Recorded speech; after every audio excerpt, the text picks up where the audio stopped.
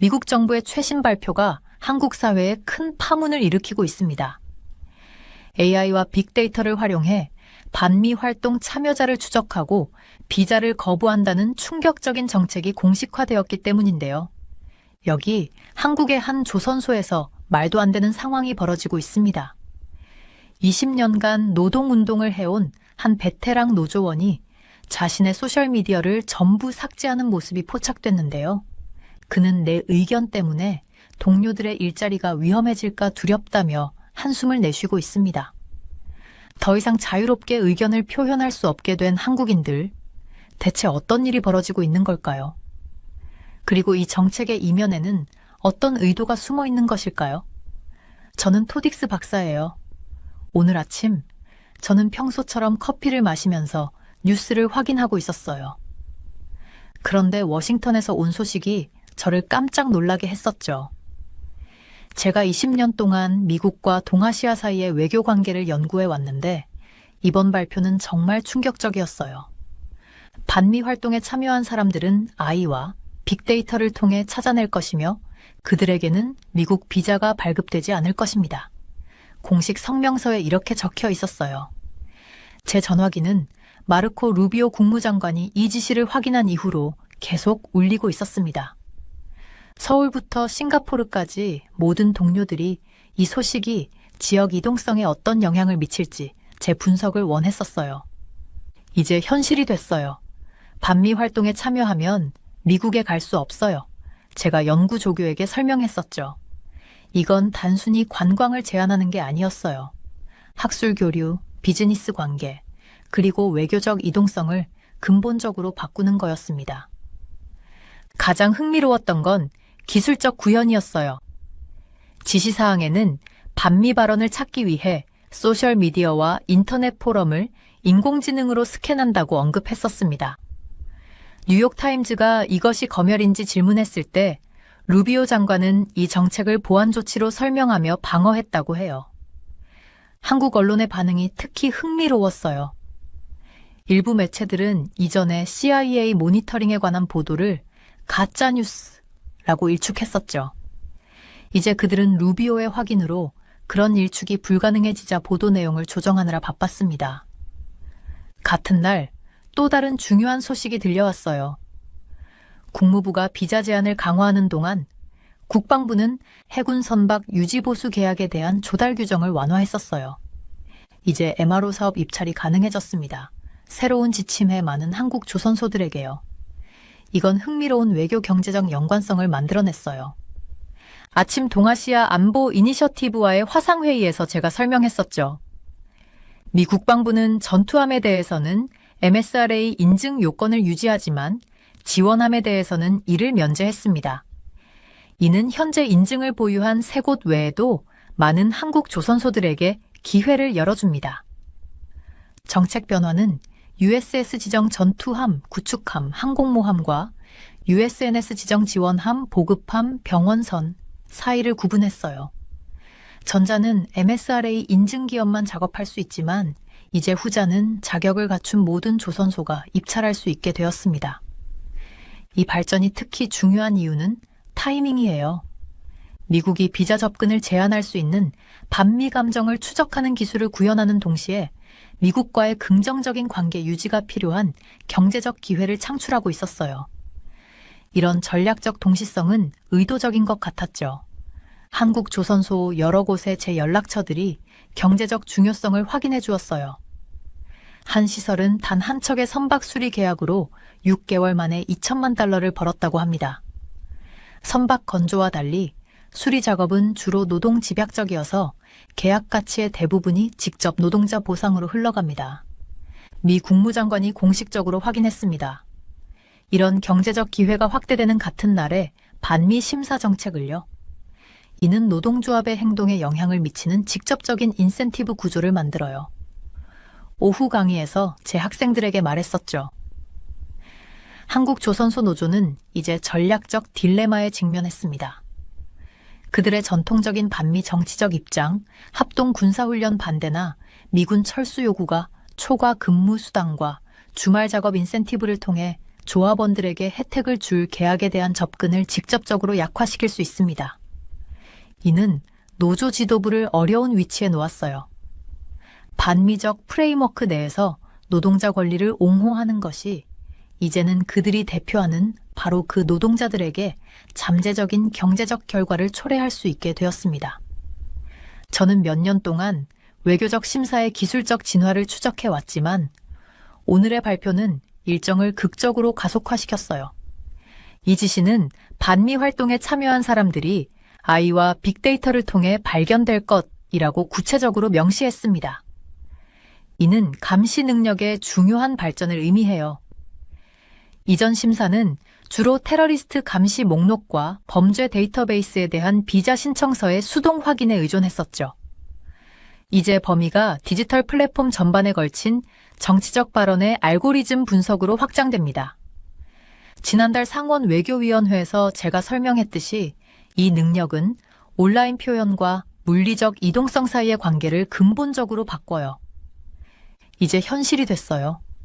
반미 활동에 참여하면 미국에 갈 수 없어요. 그 감정이 어디서 어떻게 표현되었는지에 관계없이요. 댓글 섹션, 소셜미디어 게시물, 포럼 토론에 남겨진 디지털 흔적이 비자 결정을 위한 관련 데이터 포인트가 됩니다. 저의 연구팀은 자연어 처리 알고리즘이 맥락적 뉘앙스, 언어적 변형, 정치적 표현의 문화적 차이를 어떻게 해석할지 특히 관심이 있어요. 특정 미국 정책에 대한 비판이 더 넓은 반미 감정과 구별될까요? 지시는 이러한 구별에 대해 거의 명확성을 제공하지 않습니다. 분명한 것은 이것이 국경 보안의 디지털화에 있어 새로운 영역을 나타내며 표현의 자유와 이동권에 관한 국제규범에 잠재적 영향을 미친다는 거예요. 비자 제한과 확대된 경제적 기회 사이의 동시성은 우연이 아니었어요. 이는 상호 연결된 인센티브 구조를 통해 선호하는 외교적 정렬을 강화하는 정교한 접근 방식을 반영합니다. 오늘 동아시아 고객들을 위한 긴급 브리핑을 마치면서 제 핵심 메시지는 일관되게 유지되었어요. 디지털 외교적 풍경이 근본적으로 바뀌었습니다. 이 새로운 현실에 가장 효과적으로 적응하는 사람들이 점점 더 제한적인 국제 환경에서 이동성 이점을 유지할 것입니다. 대부분의 분석가들이 비자 영향에만 집중하는 동안 저는 워싱턴의 동시다발적 정책 변화에서 나타나는 경제적 상호 연결에 더 관심이 갔었어요. 국무부가 비자 제한을 강화하는 바로 그 순간 국방부는 해군 함정 유지보수 계약에 대한 조달 규정을 완화했었습니다. MRO 사업 입찰이 가능해졌어요 라고 새로운 지침에 따라 더 많은 한국 조선소들에게 기회가 열렸죠. 이건 정말 흥미로운 외교 경제적 연결고리를 만들었는데 아직 많은 사람들이 이걸 알아차리지 못했었어요.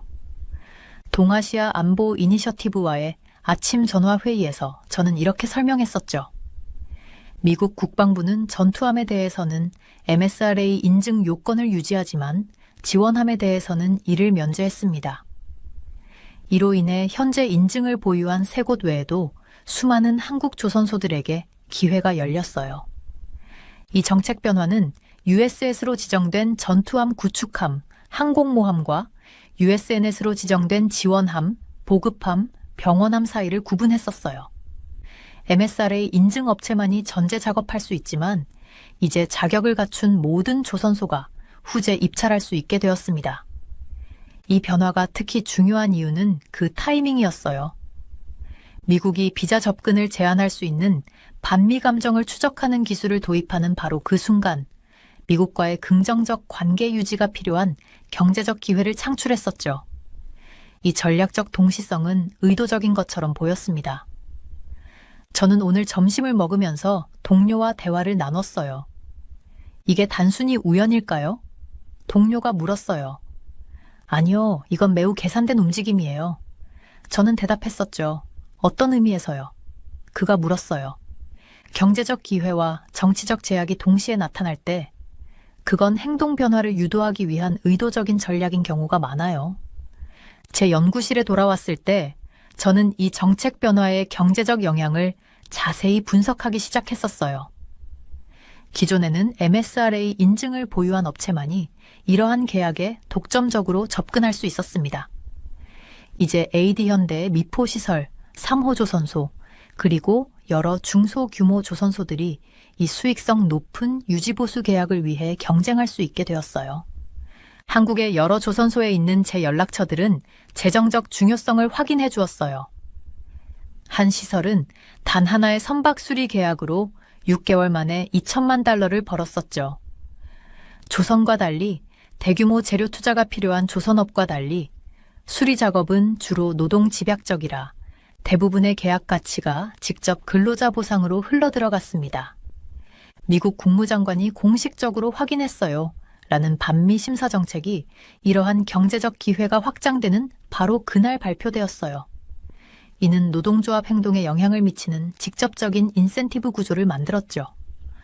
오후 강연에서 저는 학생들에게 이렇게 말했어요.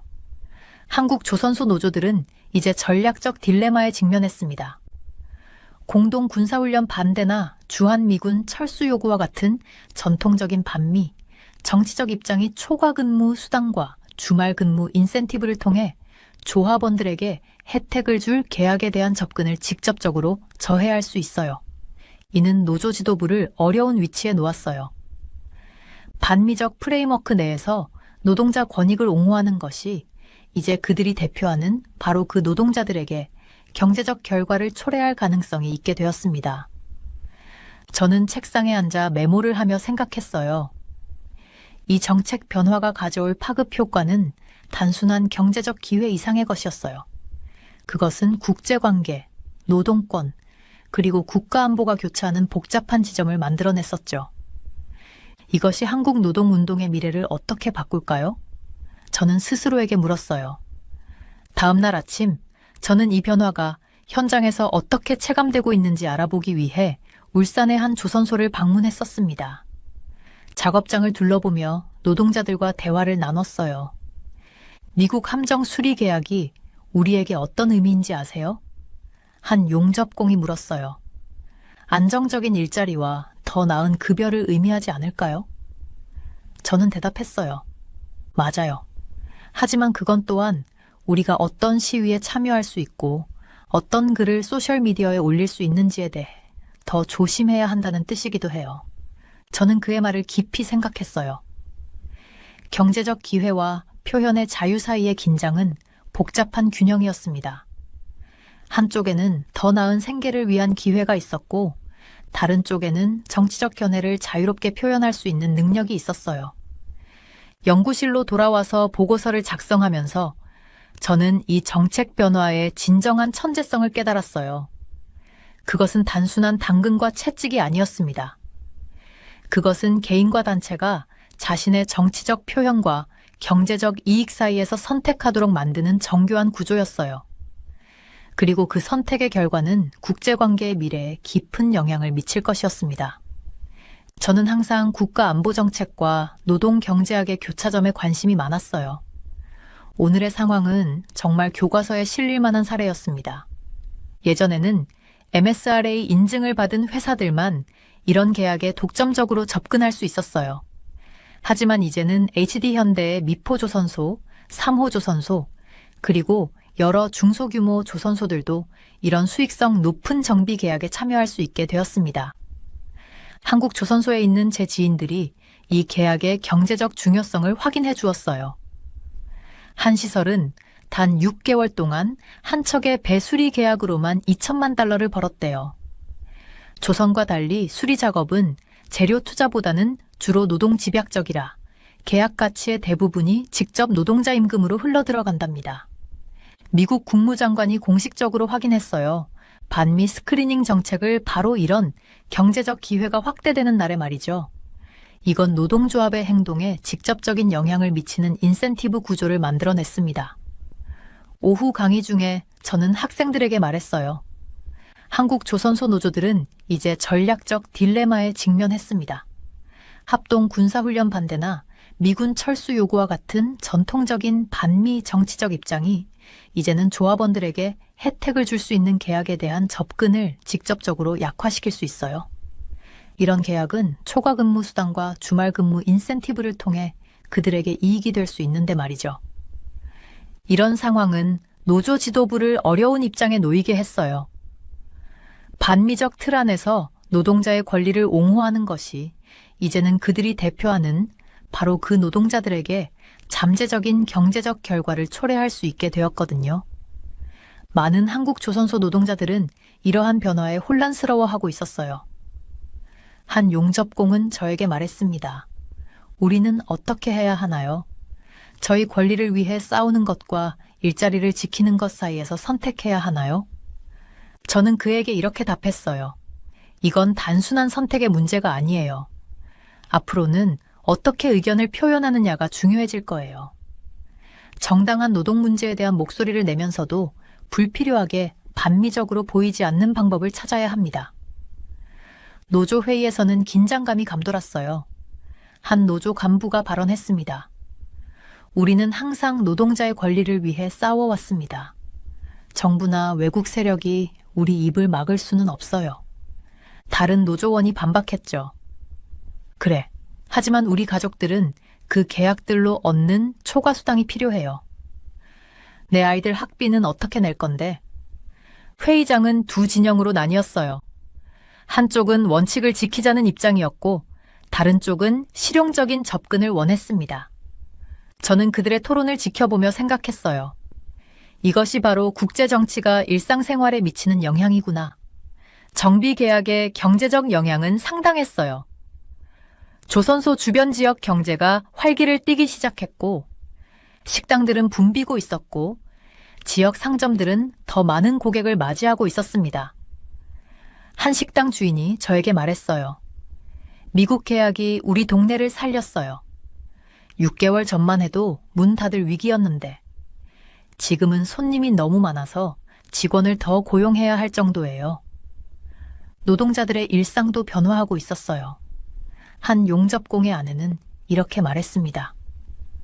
남편이 요즘 초과 근무를 많이 해서 집에 잘 없지만 덕분에 우리는 드디어 아이들 학원비를 낼 수 있게 되었어요. 큰 아이는 이제 영어 학원에 다니고 작은 아이는 피아노를 배우기 시작했죠.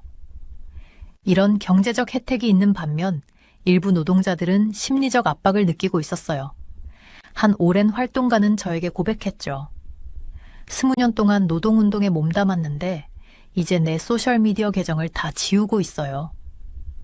미국에 갈 생각은 없지만 내 의견 때문에 동료들의 일자리가 위험해질까봐 걱정돼요. 이런 상황을 지켜보면서 저는 국제정책과 일상생활의 연결고리가 얼마나 복잡한지 다시 한번 깨달았어요.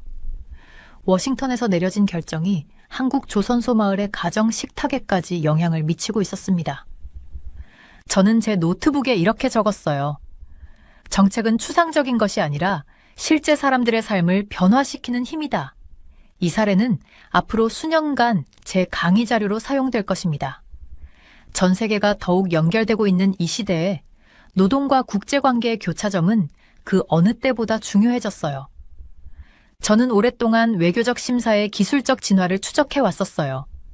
하지만 오늘의 발표는 그 일정을 극적으로 앞당겼습니다. 지시문에는 반미 활동에 가담한 사람들은 AI와 빅데이터를 통해 발견될 것이라고 명시되어 있었어요. 이는 감시 능력의 중대한 발전을 의미했죠. 이전의 심사는 주로 테러리스트 감시 목록과 범죄 데이터베이스에 대한 비자 신청서의 수동 확인에 의존했었습니다. 이제는 범위가 디지털 플랫폼 전반에 걸친 정치적 발언의 알고리즘 분석으로 확장됐어요.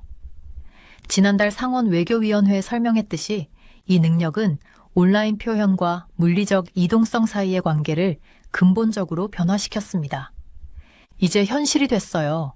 반미 활동에 가담하면 미국에 갈 수 없습니다. 그 감정이 어디서 어떻게 표현됐는지와 상관없이요. 댓글 섹션, 소셜미디어 게시물, 포럼 토론에 남겨진 디지털 흔적이 비자 결정을 위한 관련 데이터 포인트가 됐었죠. 제 연구팀은 특히 자연어 처리 알고리즘이 정치적 표현의 맥락적 뉘앙스, 언어적 변형, 문화적 차이를 어떻게 해석할지에 관심을 갖고 있었어요. 특정 미국 정책에 대한 비판이 더 넓은 반미 감정과 구별될까요? 지시문은 이러한 구별에 대해 거의 명확성을 제공하지 않았습니다. 분명한 것은 이것이 표현의 자유와 이동성 권리에 관한 국제규범에 잠재적인 영향을 미치는 국경 보안의 디지털화의 새로운 영역을 나타낸다는 것이었어요. 사실 우리가 생각했던 것보다 더 정교해요. 제 동료가 말했을 때 저는 고개를 끄덕였습니다. 맞아요. 이전에는 단순히 검색어나 키워드를 찾는 정도였지만 지금은 감정 분석까지 하고 있죠. 제가 대답했어요. 감정 분석은 특히 흥미로웠습니다. 이 기술은 단순히 미국과 나쁜이라는 단어가 같은 문장에 있는지 확인하는 것이 아니라 전체 맥락에서 표현된 감정을 평가했었어요. 알고리즘은 비판적 분석과 적대적 감정을 구별할 수 있었습니다. 그럼 학술 논문에서 미국 외교 정책을 비판하는 것은 괜찮을까요? 제 연구 조교가 물었었어요. 명확하지 않아요. 제가 인정했죠. 그게 바로 문제예요. 이러한 시스템이 맥락을 얼마나 잘 이해할 수 있는지, 또는 단순히 반미 감정의 가능성이 있는 모든 것에 플래그를 지정할지는 아직 알 수 없어요. 특히 우려되는 것은 번역의 문제였습니다. 한국어로 표현된 정치적 견해가 영어로 번역될 때 뉘앙스가 손실될 수 있었죠. 자동 번역 시스템이 발전했지만 문화적, 정치적 맥락의 미묘함을 완전히 포착하지 못할 수 있었습니다. 말씀하신 것처럼 이게 이제 현실이에요. 한 학생이 말했어요.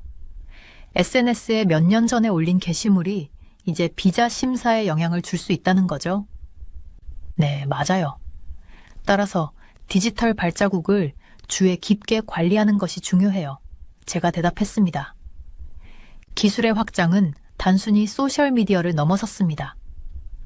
뉴스 댓글 섹션, 학술기관의 공개 성명, 심지어 서명된 청원까지도 스캔 대상이 됐었어요. 디지털 공간에서의 정치적 표현과 비자 자격 사이의 연결이 그 어느 때보다 직접적이었습니다.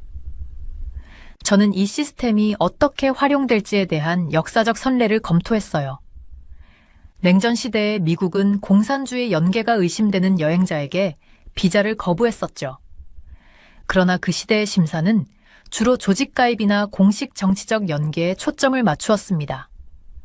오늘날의 기술은 훨씬 더 미묘한 형태의 정치적 표현을 포착할 수 있었어요. 이런 기술은 결국 확산될 거예요. 제가 연구팀에게 경고했습니다. 미국이 이런 종류의 심사를 구현한다면 다른 국가들도 비슷한 시스템을 채택할 가능성이 높아요.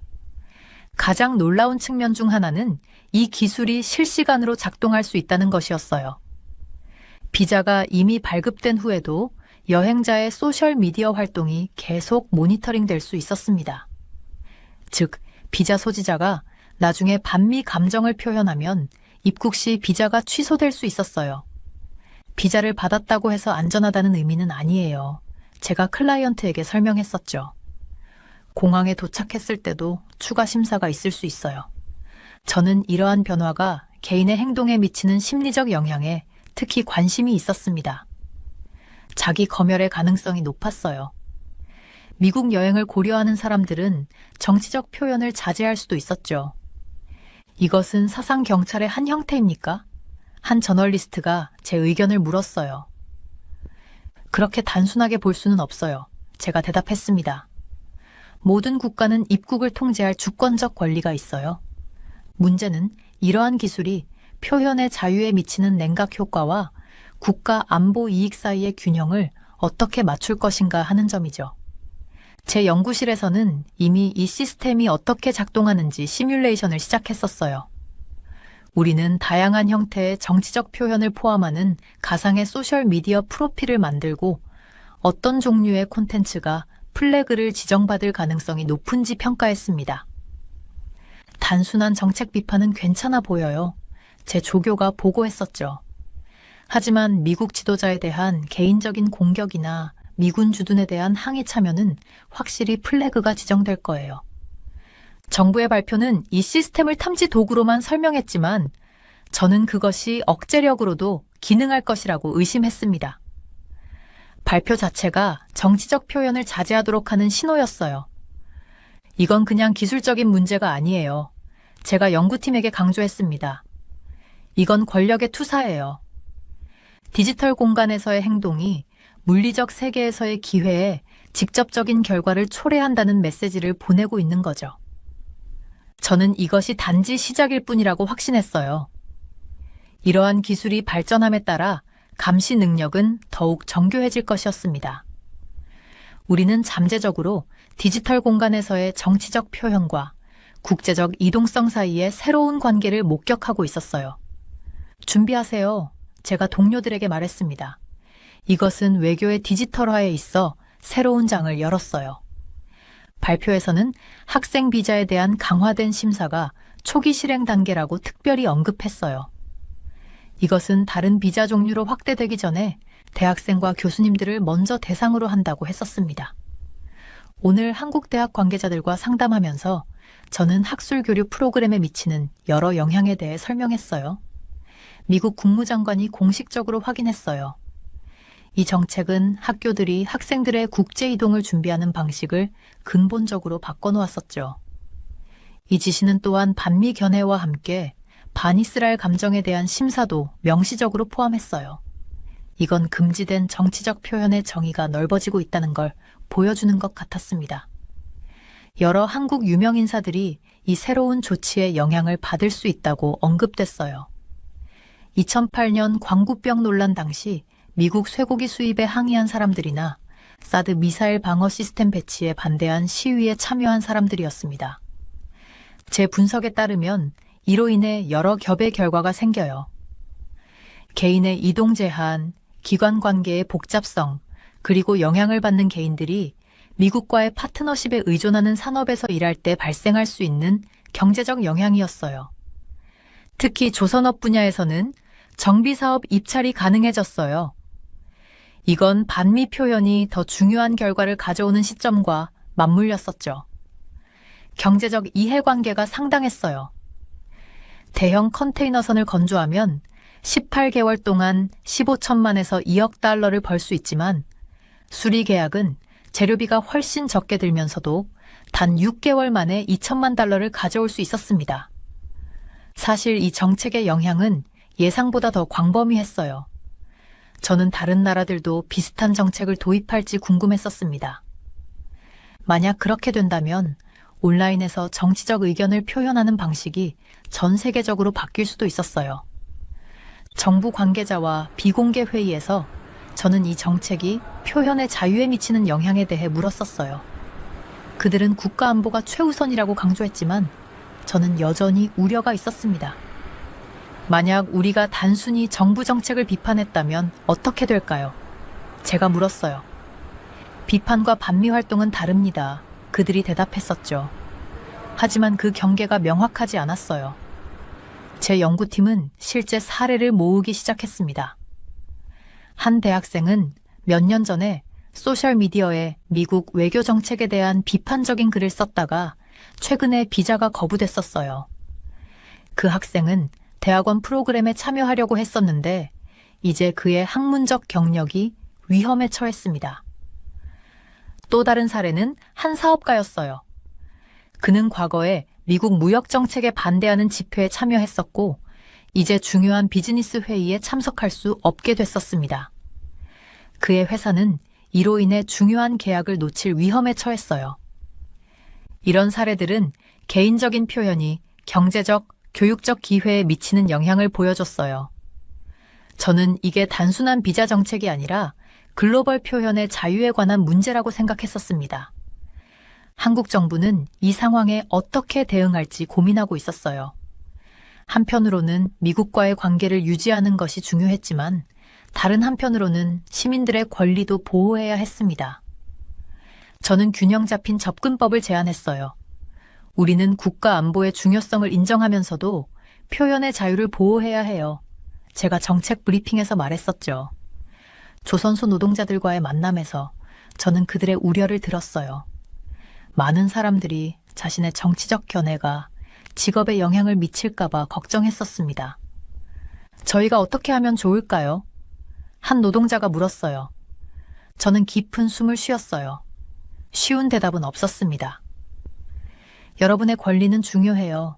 하지만 어떤 표현이 어떤 결과를 가져올 수 있는지 이해하는 것도 중요합니다. 한 젊은 엔지니어는 미래에 대한 걱정을 나눴어요. 저는 미국에서 공부하고 싶었어요. 하지만 제가 예전에 온라인에 쓴 것들 때문에 이제 그럴 수 없을까봐 걱정돼요. 이런 대화들은 정책의 실제 인간적 영향을 보여줬어요. 숫자와 전략 너머에는 실제 사람들의 꿈과 열망이 있었습니다.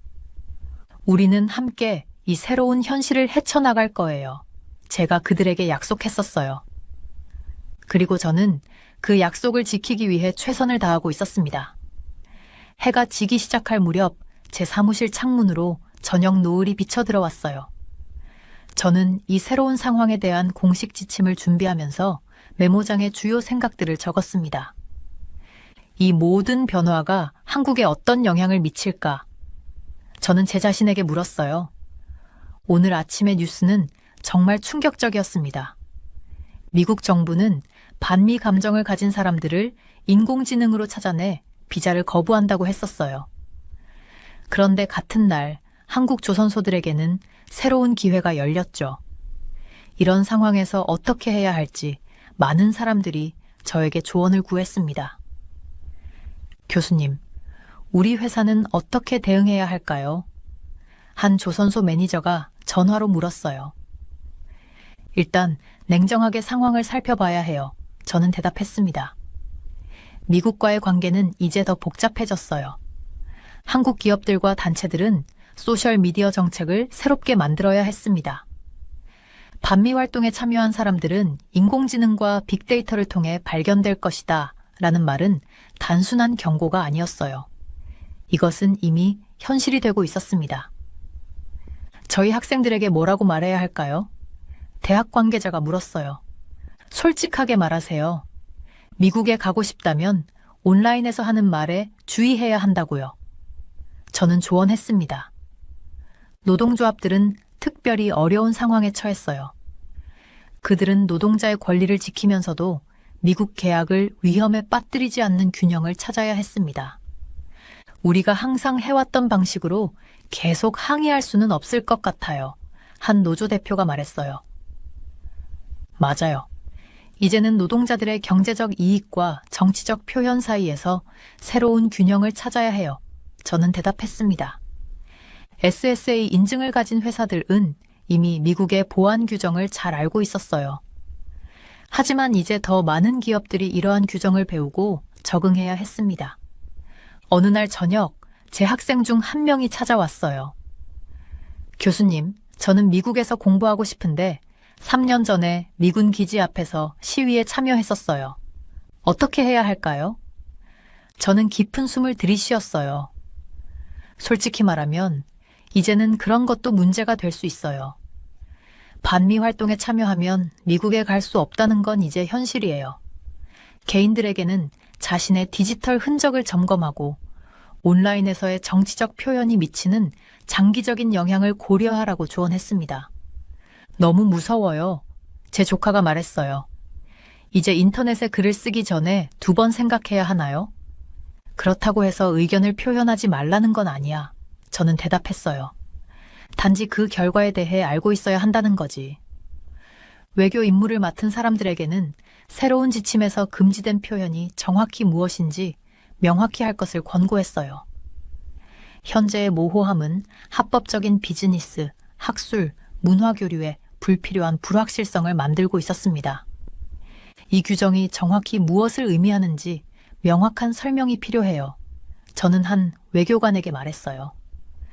흥미로운 점은 비자 제한과 경제적 기회 확대 사이의 동시성이 우연이 아니라는 것이었습니다. 이것은 선호하는 외교적 관계를 강화하기 위한 정교한 접근법이었어요. 이것은 당근과 채찍 전략이에요. 저는 회의에서 설명했습니다. 협력하면 경제적 혜택을 받고 반대하면 이동의 자유를 잃을 수 있어요. 동아시아 고객들을 위한 오늘의 긴급 브리핑을 마치면서 제 핵심 메시지는 일관되게 유지됐어요. 디지털 외교적 환경이 근본적으로 변했다는 것. 이 새로운 현실에 가장 효과적으로 적응하는 사람들이 점점 더 제한적인 국제 환경에서 이동성 우위를 유지할 것이라는 점이었습니다. 우리는 이 변화에 적응해야 해요.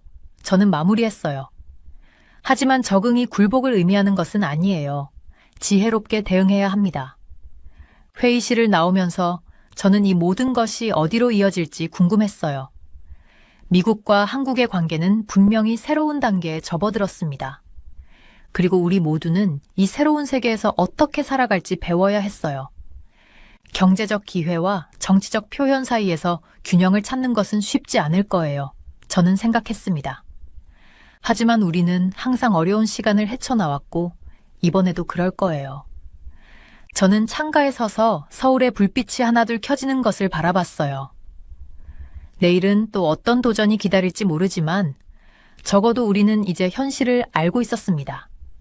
그리고 그것이 적응의 첫 번째 단계였어요. 이제부터 새로운 게임이 시작됐어요.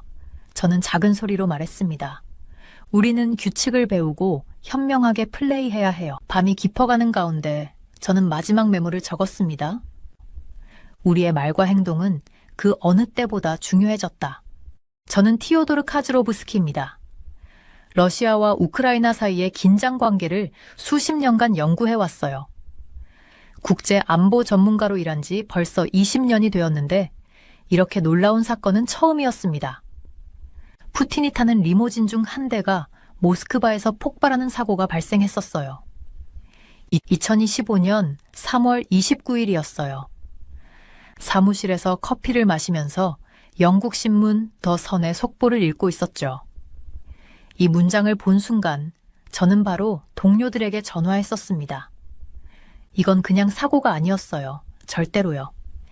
27만 파운드, 약 5억 2천만 원 상당의 아우루스 세나트 엔진에서 불이 붙기 시작했고 곧바로 차량 내부로 번져 전소됐었어요.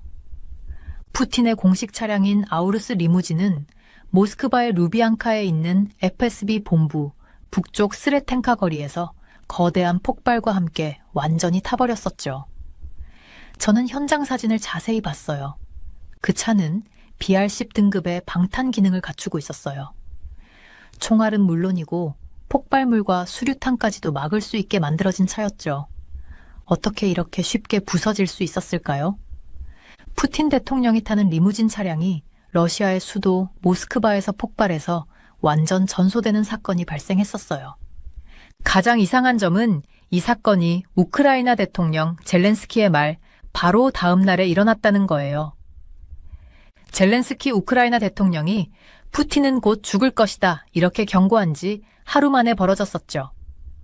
영국 신문 더 타임스에서 3월 28일에 보도했어요. 젤렌스키 대통령은 두고 보라. 이런 2살의 푸틴은 곧 죽을 것이다. 나는 47살로 푸틴보다 나이가 적기 때문에 내게 베팅하는 것이 좋을 것이라고 말했었습니다. 그냥 비유적인 표현이었을까요? 아니면 뭔가 알고 있었던 걸까요? 저는 모스크바에 있는 제 정보원에게 연락했어요. 그는 푸틴이 얼마나 두려워하고 있는지 말해줬어요. 푸틴이 자신의 암살에 대해서 지극히 깊은 우려를 가지고 있었어요.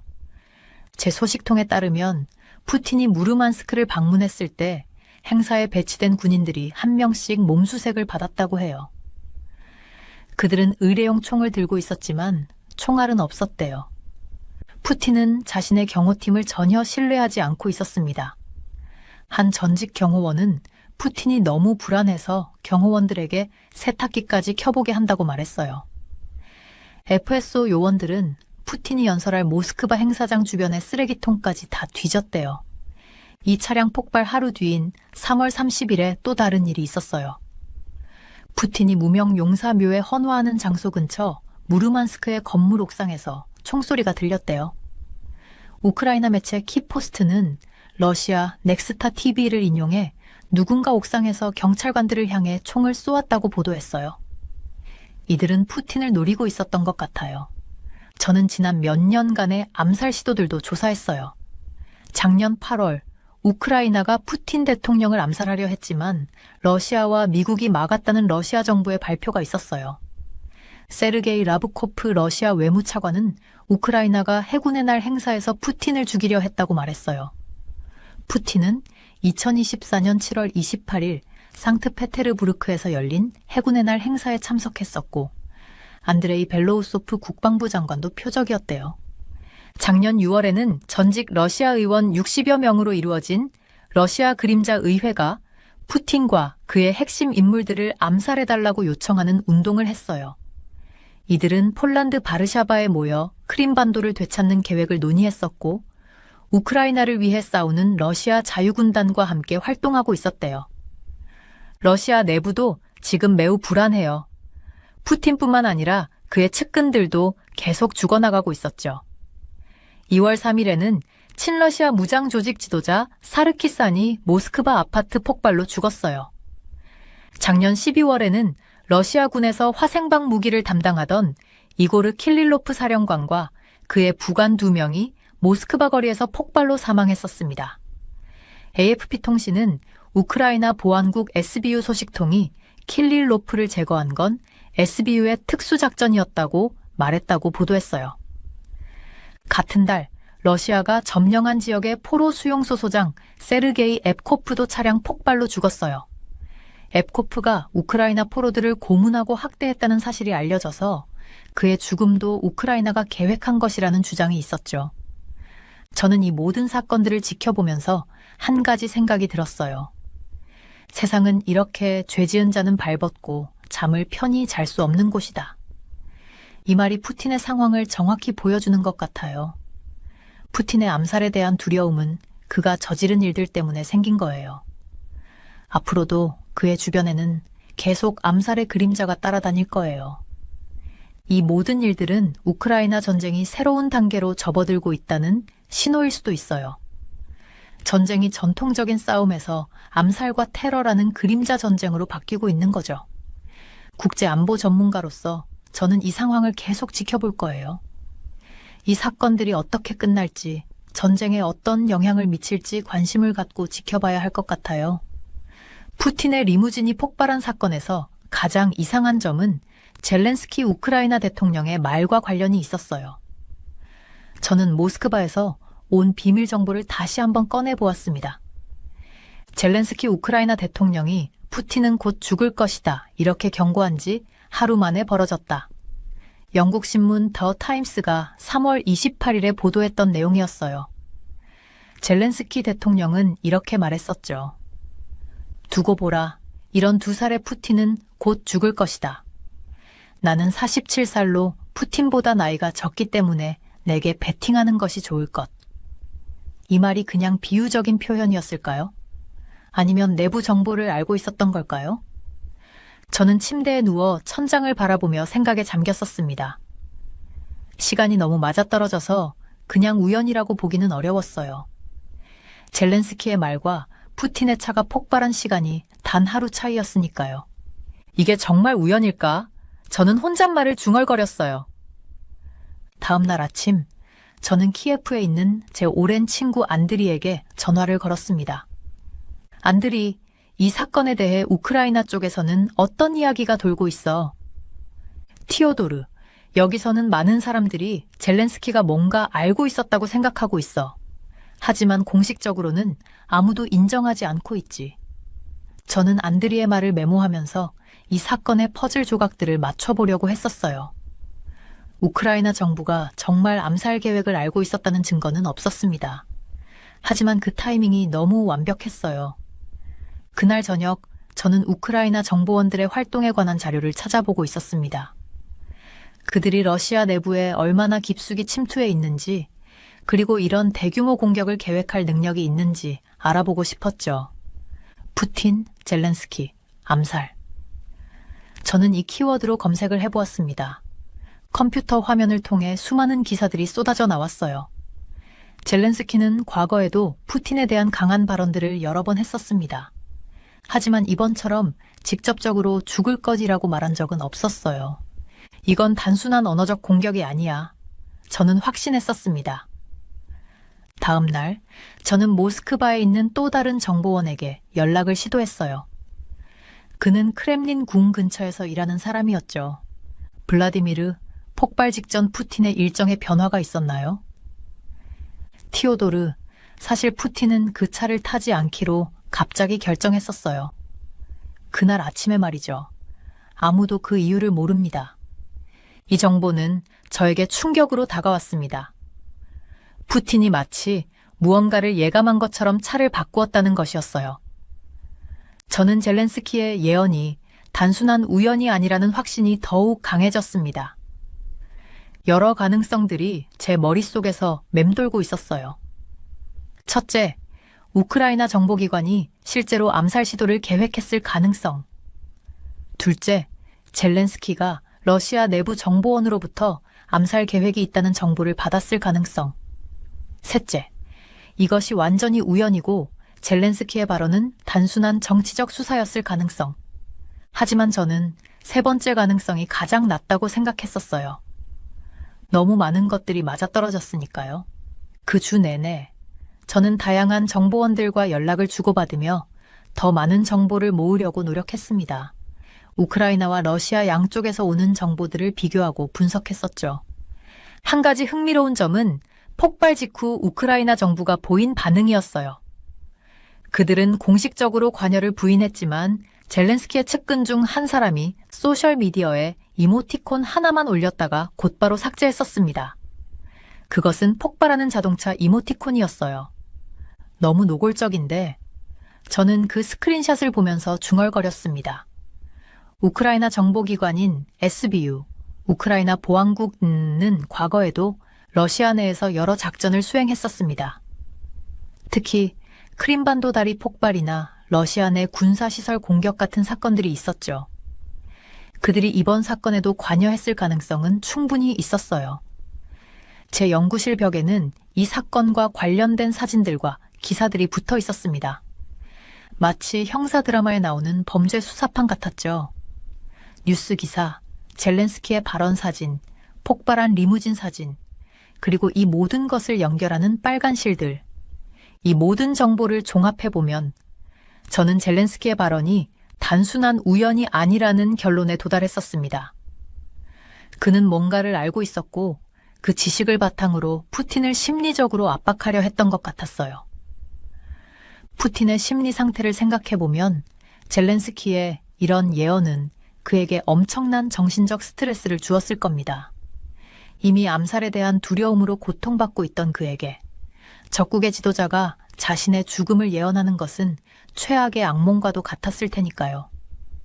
저는 이 사건을 더 깊이 파헤치기로 결심했습니다.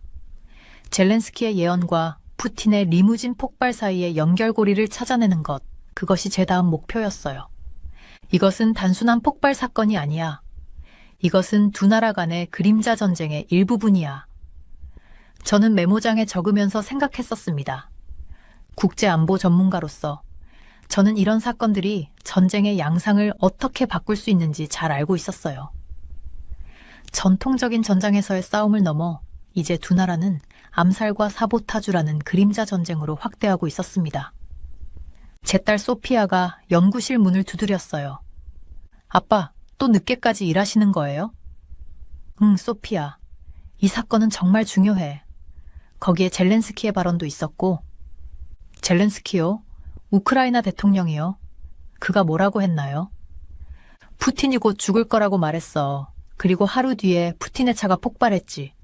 소피아의 눈이 커졌습니다. 우와, 그건 마치 예언 같네요. 그래, 바로 그거야. 젤렌스키의 예언. 그리고 저는 그 예언이 어떻게 현실이 되었는지 알아내려고 해. 푸틴의 심리 상태를 분석해보니 그가 암살에 대한 극도의 두려움에 시달리고 있었어요. 저는 여러 정보원을 통해 그의 행동 패턴을 조사했었습니다. 푸틴이 자신의 암살에 대해서 지극히 깊은 우려를 가지고 있다. 이 문장이 제 머릿속에 계속 맴돌았죠. 크렘린 내부 소식통이 저에게 알려준 내용은 정말 충격적이었어요. 무르만스크 방문 때 일어난 일을 들었을 때 저는 믿기 힘들었습니다. 선생님, 의전 행사에 배정된 군인들이 연방 경호국 요원들에게 한 명씩 몸수색을 받았어요.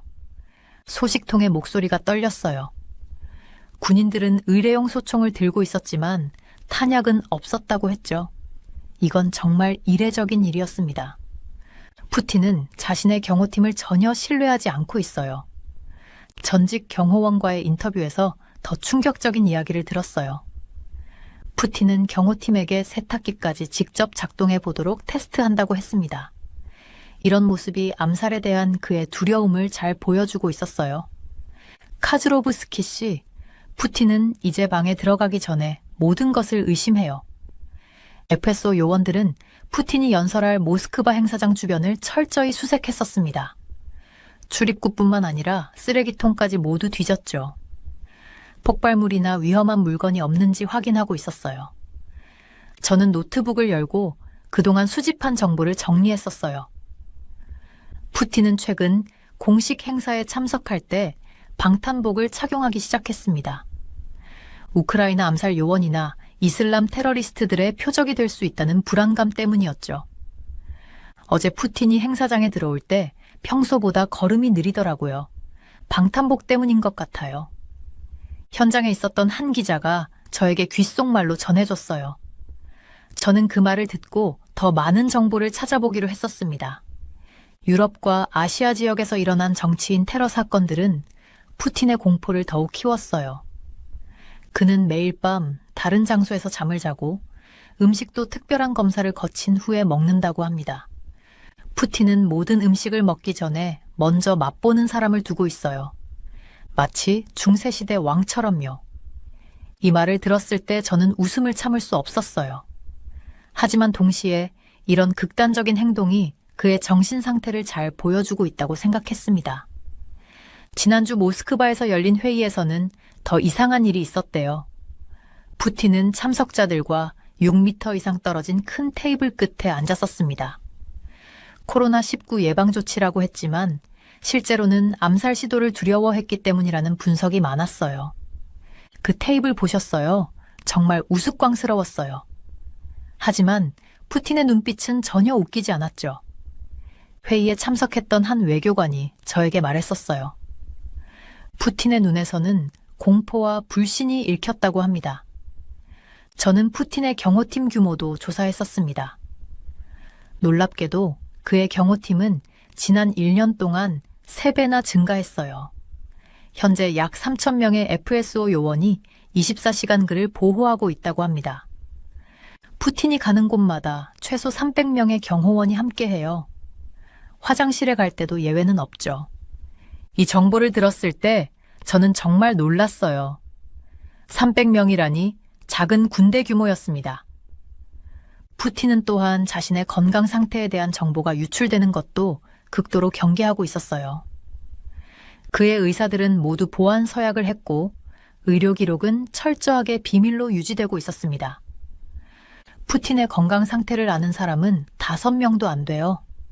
그것도 전체 정보가 아니라 각자 일부분만 알고 있죠. 의료계 소식통이 저에게 귀띔해 주었어요. 이런 극단적인 비밀주의는 그가 얼마나 취약하다고 느끼는지 보여주고 있었습니다. 푸틴이 탄 차량은 항상 똑같은 세대가 함께 이동한다고 한대요. 어느 채 푸틴이 타고 있는지 알 수 없게 하는 전략이었죠. 하지만 이번 폭발 사건으로 그런 안전장치도 무용지물이 되었습니다. 이번 폭발로 푸틴의 공포는 더 커졌을 거예요. 아마 이제는 차량 이동 자체를 최소화할 것 같아요. 러시아 보안 전문가가 저에게 말했었어요. 저도 같은 생각이었습니다. 이제 푸틴은 더욱 은둔적인 생활을 할 것 같았어요.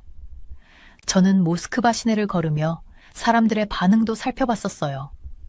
흥미롭게도 많은 시민들이 이번 사건에 대해 무관심한 듯 했습니다. 우리에게는 푸틴의 차보다 더 중요한 문제가 많아요. 물가는 계속 오르고 임금은 제자리니까요. 한 상점 주인이 저에게 말했었죠. 하지만 속내를 들여다보면 많은 사람들이 변화의 조짐을 느끼고 있었어요. 이런 일이 일어난다는 건 크렘린 내부에서도 뭔가 변하고 있다는 거 아닐까요? 젊은 대학생의 질문이 제 귀에 맴돌았어요. 저도 같은 의문을 가지고 있었습니다. 푸틴의 공포는 단순히 개인적인 두려움을 넘어 러시아 전체의 불안정성을 상징하고 있었어요. 이제 그는 누구도 믿지 못하고 어디에서도 안전함을 느끼지 못하는 상황에 처해 있었습니다. 암살의 공포에 사로잡힌 지도자는 합리적인 결정을 내릴 수 없어요. 국제정치학자의 이 말이 제 마음에 깊이 와닿았습니다. 푸틴의 공포가 앞으로 어떤 결정들로 이어질지, 그리고 그것이 러시아와 우크라이나 전쟁에 어떤 영향을 미칠지 저는 계속 지켜보고 있었어요. 차량 폭발 사건 하루 뒤인 3월 30일에 또 다른 일이 벌어졌어요. 푸틴이 무명 용사묘에 헌화하는 장소 근처 무르만스크의 옥상에서 총격 사건이 발생했었습니다. 저는 그 소식을 들었을 때 등골이 오싹했죠. 어떻게 이런 일이 연달아 일어날 수 있지? 저는 컴퓨터 화면을 보며 중얼거렸어요. 우크라이나 매체 키포스트가 보도한 내용에 따르면 신원을 알 수 없는 사람들이 아파트 옥상에서 경찰관들을 향해 총을 쏘았다고 했어요. 러시아 매체 넥스타 TV도 이 소식을 전했죠. 분명 푸틴을 노린 거예요. 제 동료 알렉스가 말했어요. 무명 용사 묘에 푸틴이 헌화한다는 정보를 미리 알고 있었을 거예요. 저는 고개를 끄덕였어요.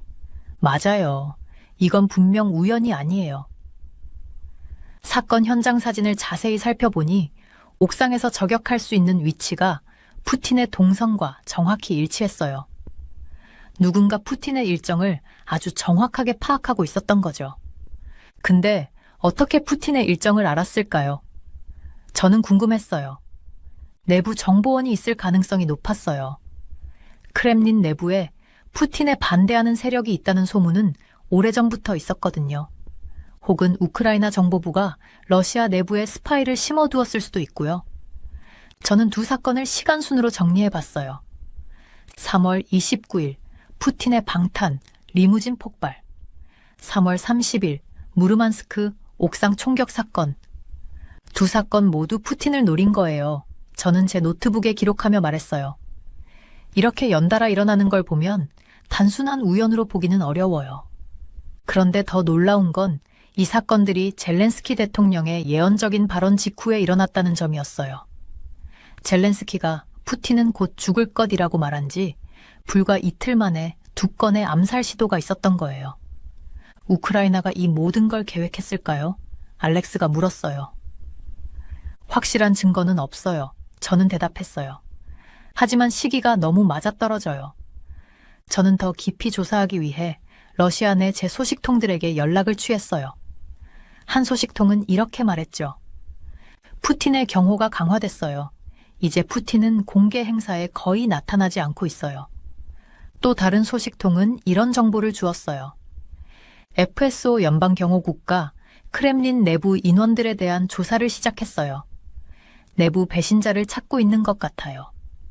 이 모든 정보를 종합해보니 분명 체계적이고 조직적인 암살 시도가 진행 중이었어요. 그리고 이건 단순한 개인적 복수가 아니라 러시아 우크라이나 전쟁의 새로운 국면을 보여주는 것 같았어요. 이제 전쟁이 그림자 속으로 들어갔네요. 저는 깊은 생각에 잠겼어요. 전선에서의 싸움뿐만 아니라 암살이라는 방식으로 전쟁이 확대되고 있어요. 이러한 암살 시도는 러시아 내부에 어떤 영향을 미칠까요? 푸틴의 권력은 더욱 강화될까요? 아니면 약화될까요? 저는 다양한 시나리오를 생각해봤어요. 한 가지 가능성은 푸틴이 이 사건들을 내부 반대파를 제거하는 구실로 삼을 수 있다는 것이었어요. 실제로 과거에도 푸틴은 위기 상황을 자신의 권력을 강화하는 기회로 활용했었죠. 또 다른 가능성은 이 사건들이 푸틴의 취약성을 드러내 러시아 엘리트층 내에서 그의 권위가 약화될 수 있다는 거였어요. 푸틴이 자신을 보호할 수 없다면 그의 정권을 지지하는 이유가 무엇일까요? 푸틴은 이제 어디에서도 안전함을 느끼지 못할 거예요. 알렉스가 말했어요. 저는 동의했어요. 맞아요. 이제 푸틴은 자신의 그림자까지 의심하게 될 거예요. 무르만스크 총격 사건 이후 푸틴의 공개 일정이 대폭 줄어들었어요. 그는 화상회의로 국정을 운영하기 시작했고 필수적인 공개 행사에만 매우 짧게 모습을 드러냈죠.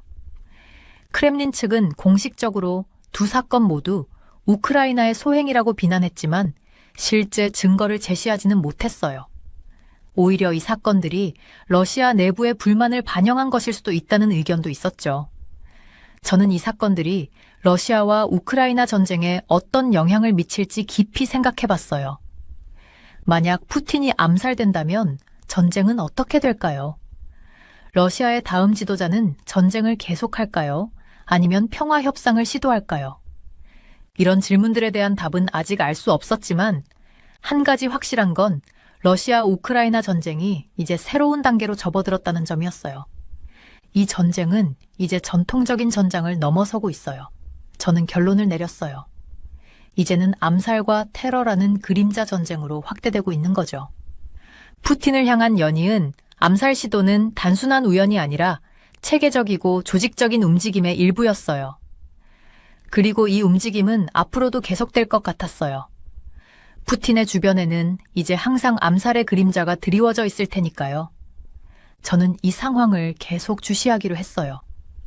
국제안보 전문가로서 이 사건들이 어떤 결말을 맺을지, 전쟁의 향방에 어떤 영향을 미칠지 앞으로도 관심을 갖고 지켜봐야 했으니까요. 푸틴은 이제 진정한 의미에서 죄수가 됐네요. 알렉스가 말했어요.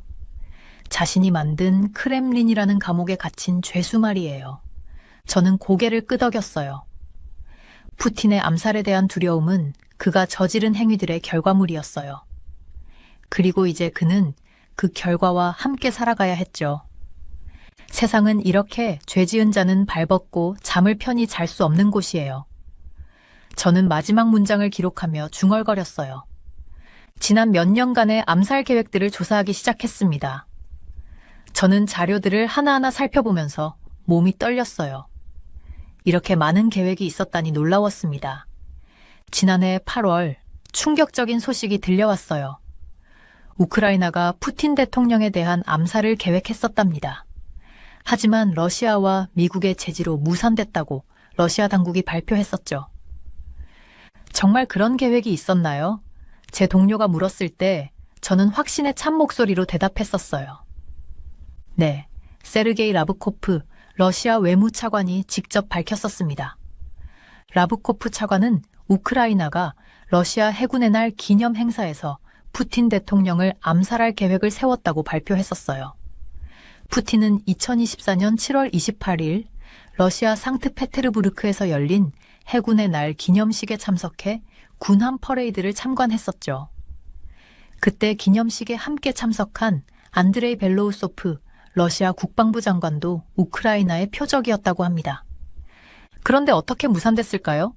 동료가 다시 물었어요. 미국이 개입했었습니다. 저는 자료를 보여주며 설명했어요. 이 첩보를 입수한 벨로우소프 장관은 로이드 오스틴 미국 국방장관에게 전화해 우크라이나가 암살 계획을 포기하도록 요청했었어요. 이를 통해 모스크바와 워싱턴이 확전을 막았다는 거죠. 정말 아슬아슬한 순간이었습니다. 그리고 지난해 6월에는 더 놀라운 일이 있었어요. 60여 명의 전직 러시아 의원들로 구성된 러시아 그림자 의회가 푸틴과 그의 정권에 속하는 주요 인물들에 대한 암살을 지원해 줄 것을 촉구하는 캠페인을 벌였었습니다. 러시아 그림자 의회요? 그게 뭐죠? 젊은 연구원이 물었어요. 러시아를 떠난 반푸틴 인사들이 만든 단체입니다. 저는 천천히 설명했어요. 이들은 폴란드 바르샤바에서 모여 크림반도를 회복하기 위한 계획을 논의했었죠. 우크라이나를 위해 싸우는 러시아 자유군단과 연계해 다양한 활동을 하고 있다고 했어요. 그들의 목표는 분명했습니다. 푸틴을 제거하는 것. 저는 또 다른 자료를 펼쳐 보였어요. 여기 봐요. 이것도 중요한 정보예요. 푸틴에 대한 암살 시도는 우크라이나 전쟁 이후 러시아 내부와 외부에서 지속적으로 이어져 왔었습니다. 특히 러시아 내 반정부 세력들의 움직임이 활발했었죠. 러시아 내부에서도 그런 시도가 있었나요? 동료가 놀란 눈으로 물었어요. 네, 꽤 많았어요. 저는 고개를 끄덕였어요. 저는 수집한 정보들을 정리하며 생각했어요. 2023년에는 총 7번의 암살 시도가 있었고 2024년 최도 이미 3번의 시도가 있었다는 정보가 있었습니다. 대부분 실패로 끝났지만 그 횟수만으로도 푸틴이 얼마나 위험한 상황에 처해 있는지 알 수 있었어요. 그리고 가장 최근에는 니콜라이 파트루셰프가 관련된 음모가 있었다고 해요. 저는 낮은 목소리로 말했었어요. FSB 전 국장이요. 믿기 어려운데요. 동료가 눈을 크게 뜨고 말했어요. 아직 확인되지 않은 정보지만 푸틴의 측근 중에서도 그를 제거하려는 움직임이 있다고 합니다. 저는 조심스럽게 말했어요. 저는 노트북에 기록한 내용을 다시 읽어보았어요. 푸틴은 외부의 적뿐만 아니라 내부의 적까지 경계해야 하는 상황이었습니다. 그의 방탄 차량이 폭발한 것도 내부 세력의 소행일 가능성이 있었죠. 이 모든 정보를 종합해보면 저는 깊은 숨을 들이마셨어요. 푸틴에 대한 암살 시도는 계속될 것 같습니다. 우크라이나, 러시아 반정부 세력, 그리고 어쩌면 러시아 내부 권력층까지. 푸틴을 노리는 세력은 점점 더 많아지고 있었어요. 이번 차량 폭발 사건도 그 흐름 속에 있는 하나의 사건일 뿐이었습니다. 저는 창밖을 바라보며 생각했어요. 과연 이 모든 시도 중에 성공하는 것이 있을까? 그리고 그것이 러시아와 우크라이나, 나아가 세계 정세에 어떤 영향을 미칠까? 이 질문에 대한 답을 찾기 위해 저는 계속해서 자료를 모으고 분석하고 있었습니다. 암살 계획들이 실패한 이유는 뭘까요? 젊은 연구원이 다시 물었어요. 푸틴의 경호 시스템이 너무 철저하기 때문이에요. 저는 단호하게 대답했었어요. 하지만 이번 차량 폭발 사건을 보면 그 시스템에도 틈이 생기고 있는 것 같습니다. 저는 지금까지 모은 모든 자료를 정리하며 결론을 내렸어요. 푸틴에 대한 암살 시도는 계속될 것이고 그가 더 극단적인 방법으로 자신을 보호하려 할수록 러시아 내부의 불만은 더 커질 것입니다. 그리고 그것이 새로운 암살 시도로 이어지는 악순환이 반복될 거예요. 다음에는 어떤 방식으로 시도될까요? 동료가 물었어요. 저는 고개를 흔들며 말했었어요. 그건 아무도 모릅니다. 하지만 분명한 건 암살자들은 계속해서 새로운 방법을 찾을 거라는 거죠. 달력을 보니 2025년 3월 31일 푸틴의 차량 폭발 사건이 있은 지 이틀이 지났었습니다. 저는 이 사건이 과거의 수많은 암살 시도와 어떻게 연결되는지, 그리고 앞으로의 상황을 어떻게 변화시킬지 계속 추적할 예정입니다. 푸틴의 방탄 리무진이 폭발한 그날, 러시아 전체가 충격에 빠졌어요. 저는 모스크바에 있는 친구로부터 전화를 받았었습니다. 그의 목소리는 떨리고 있었죠. 티오도르, 여기 상황이 심각해요. 모든 사람들이 누가 다음 타겟이 될지 두려워하고 있었어요. 그의 말을 들으며 창밖을 바라봤어요. 비가 내리고 있었습니다. 마치 모스크바의 불안한 분위기를 대변하는 것 같았죠. 러시아 내부는 지금 아주 위험한 상황에 처해 있었어요. 푸틴뿐만 아니라 그의 측근들도 하나둘씩 암살당하는 일들이 계속되고 있었거든요. 사람들은 이야기하길 두려워했고 길거리에서도 서로 눈을 마주치지 않으려 했었습니다. 요즘 모스크바에서는 벽에도 귀가 있다고 생각해요. 제 친구가 속삭였어요. 저는 수집한 자료들을 펼쳐놓고 최근 일어난 사건들을 정리해봤어요. 지난 2월 모스크바 북쪽에 있는 고급 아파트에서 폭발 사고가 있었죠. 이 사고로 아르바트라는 칠러시아 무장 조직의 지도자 사르키상과 그의 경호원이 사망했었어요. 폭발은 로비에서 일어났고 건물 전체가 흔들렸다고 해요. 그 폭발음이 얼마나 컸는지 알아요? 새 블록 밖에서도 들렸대요. 또 다른 정보원이 저에게 알려줬었죠. 작년 12월에도 비슷한 사건이 있었어요. 러시아군에서 화생방 무기를 담당하던 이고르 킬릴로프 사령관과 부관 2명이 모스크바 대로변에서 차량 폭발로 목숨을 잃었거든요. 저는 그 현장 사진을 봤었는데 차량은 완전히 형체를 알아볼 수 없을 정도로 파괴됐었습니다. 특히 충격적이었던 건 APF 통신의 보도였어요. 우크라이나 보안국 SBU 내부 소식통이 킬릴로프를 제거한 건 SBU의 특수작전이라고 인정했다는 거였죠. 이런 공개적인 발언은 러시아와 우크라이나 간의 갈등이 새로운 차원으로 접어들었다는 신호였어요. 이제 전쟁은 그림자 속으로 들어갔어요. 총알 대신 폭탄이, 전선 대신 모스크바 거리가 전장이 되고 있었어요. 저는 제 노트에 이렇게 적었었죠.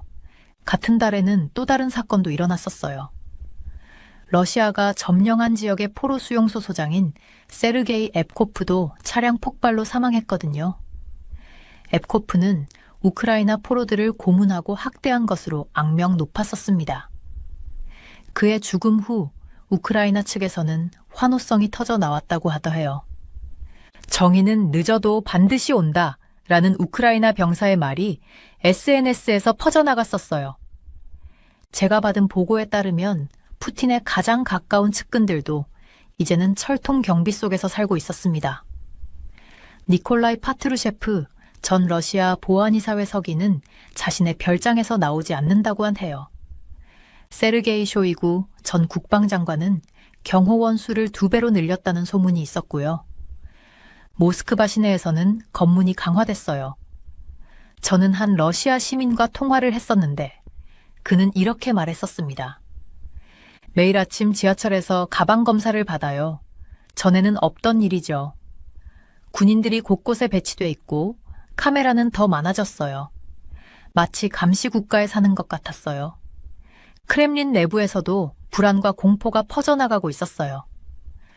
푸틴의 내부 서클에서는 서로를 의심하는 눈치 게임이 시작됐다고 해요.